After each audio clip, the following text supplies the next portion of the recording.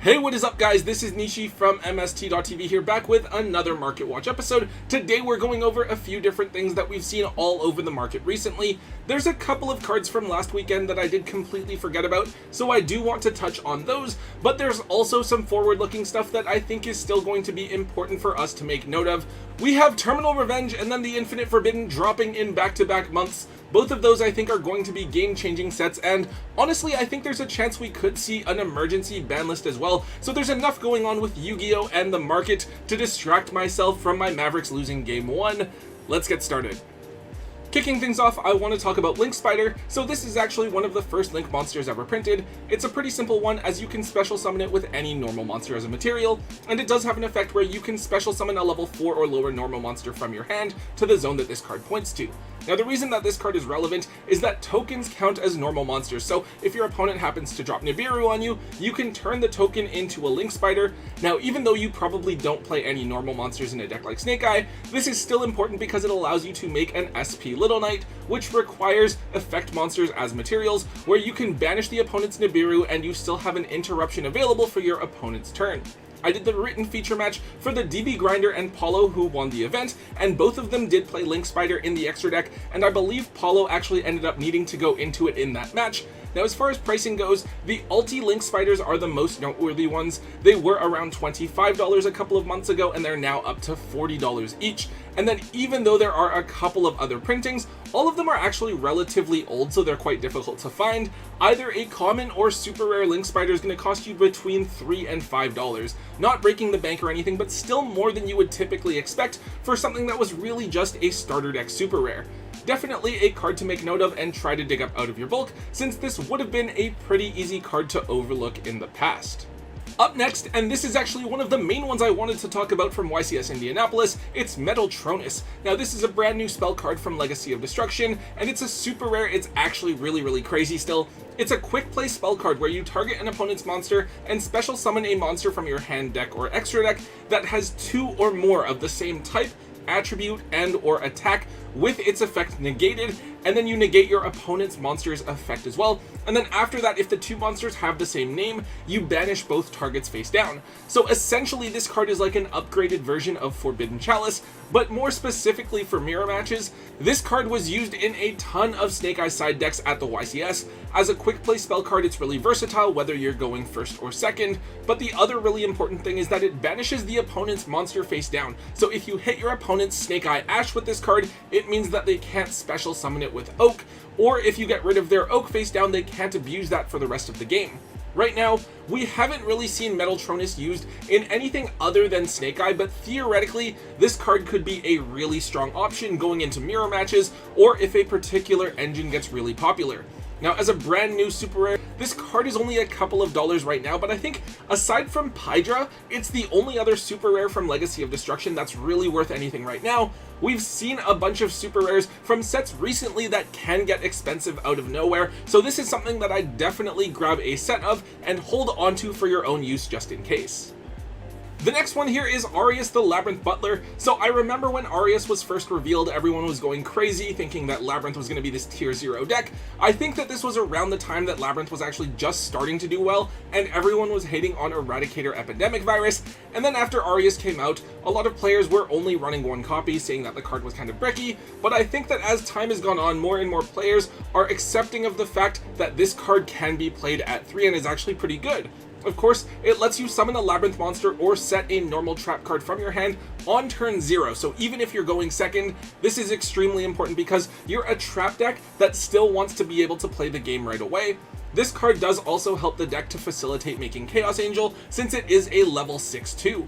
Right now, I think that Labyrinth in general just isn't really being played, not because it's necessarily a bad deck, but because Snake Eye is just so dominant.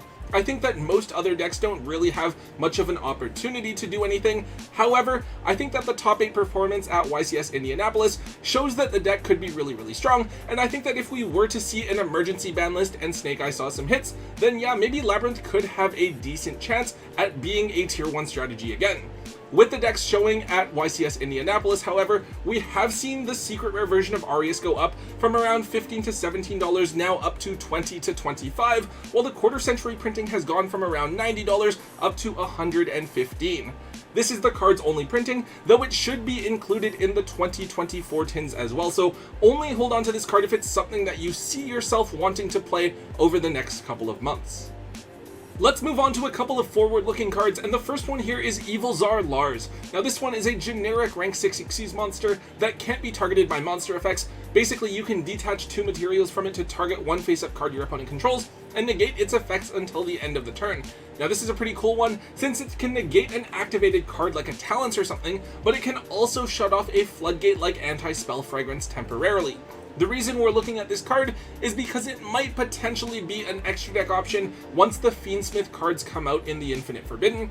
It gives the deck access to a rank 6 monster without committing your normal summon. So the most common options that we've seen so far over in the OCG are Beatrice and High King Caesar, but Evil Zar Lars could be a pretty decent option to end your board with as well, depending on how the format evolves.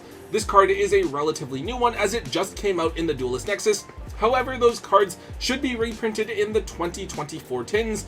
Nevertheless, if this card is used in the Fiendsmith engine, and let's say Beatrice gets banned on an emergency ban list that we could potentially see, I could definitely see some players wanting to run Lars instead.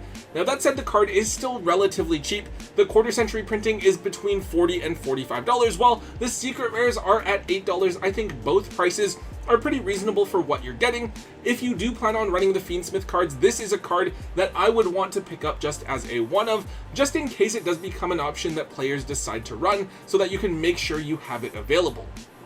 Alright, now this is a pretty cool one. We're looking at Ravenous Crocodragon Archithus. So this is a generic level 9 Synchro monster that lets you draw a card for each non-tuner that you use to make it. And as a quick effect, you can also discard 2 cards to target a card on the field and destroy it. So I believe that the last time that this card saw meta relevance was in Virtual World. You really would only draw 1 card with it though. Well, apparently this card is an extra deck option used in Ice Barriers, which are getting a couple of new support cards in Battles of Legend Terminal Revenge. I believe the idea is that you use the new tuner to get 3 level 1 tokens on the board, and you also make Coral Dragon. So if you use Coral Dragon and the 3 tuners to summon this card, I believe you get to draw 4, but you also actually get to use Coral Dragon's draw 1 to chain block the draw 3, which is pretty cool as well. Now, I don't really know how good Ice Barriers are actually going to be.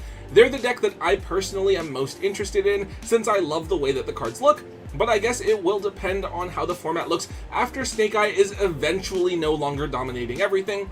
Fortunately, Crocodragon has 2 printings. Its tin reprint was a common, so you should be able to get them for like 25 cents or something. However, as the only holo printing, the Ultra is still worth noting, and they're coming in at just $2 to $3. If Ice Barriers are a deck that you're considering running in the near future, this is probably a card that you'll want to grab before the set drops around the middle of June.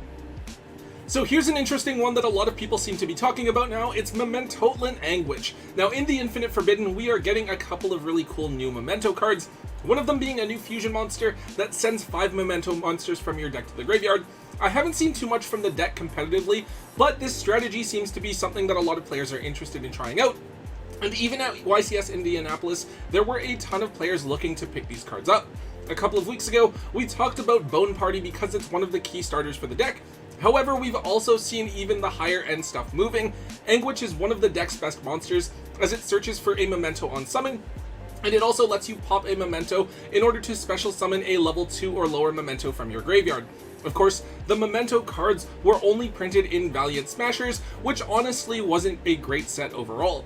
The Ultras of Anguish are up a little bit. They haven't moved a crazy amount yet. Those are going to cost you around $17 or so.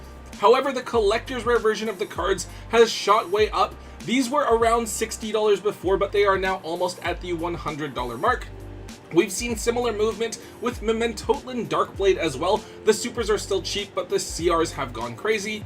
I think that the one thing you have to be wary of is if they give it the Pearly treatment and randomly reprint these cards as CRs again in like Rarity Collection 4 or something, or if the deck just completely flops and isn't viable at all and all of the hype is just for nothing. But yeah, keep an eye on the Memento cards. Most of them are pretty cheap, but if the deck does end up being good, there will definitely be players looking to pick them up. And finally, one last card I want to touch on briefly, it's Archfiend Heiress. So I think it's actually Tom that talked about this card in the Chimera deck. At least that's what someone told me at the YCS. This card is a level 3 Fiend monster, and basically when it's sent to the graveyard, you can search for any Archfiend card from your deck. Now, I believe that this was last used by Infernities, which could search for Infernity Archfiend, but apparently this card is now being talked about because it searches for Simul Archfiends, the trap that feels very similar to like a dimensional barrier that can also hit Link monsters as well.